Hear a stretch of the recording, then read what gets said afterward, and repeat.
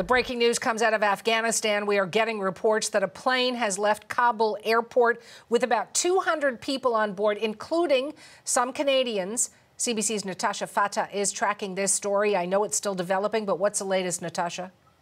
Very much so, Suhana. So the initial report came from the New York Times that said that this flight had come into Kabul. 200 people were going to be able to get on board, including, quote, scores of Canadians. And now a secondary report from Associated Press has come out saying that the flight carrying those Canadians has actually left Kabul. Now, I should make clear that CBC News has not independently confirmed the details of either report, but we are, because two different sources are reporting it, now able to share some of the details that are coming to light.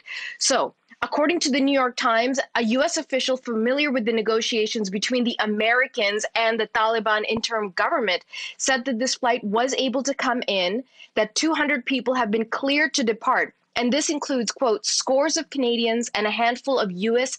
and British citizens. Also, Afghans with dual citizenship would be allowed to leave.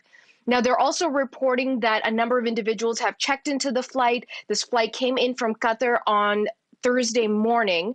It would have departed on Thursday morning. And someone named Safi, who is from Toronto, would only give their first name to the Times, said that he had passed through security and was about to board that flight. He also told the Times that he had tried numerous times to get to the airport during the chaos of last month, but eventually had to give up because, as you know, things became so chaotic, so violent, and there was an ISIS attack at the airport that he just decided it's time to give up, but fortunately was able to clear the airport and get on board that flight. Now, Associated Press says the flight has left.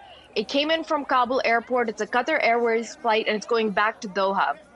This is after a day-long standoff between the Taliban and American negotiators about the possibility of flights not being able to come in, chartered flights not being allowed in. There's been so much confusion and really fear around this story.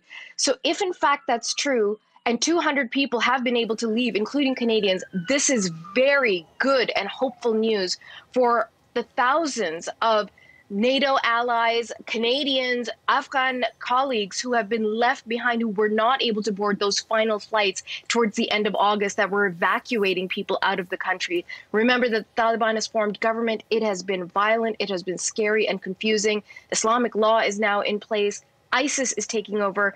China, Russia, Pakistan, and Qatar are funding huge projects in the country. It's a lot of chaos. But hopefully this is a sign that more negotiations will take place and more foreign nationals will be able to get out. I know you'll watch the story. We'll talk again. That's CBC's Natasha Fatah on this breaking news in Toronto.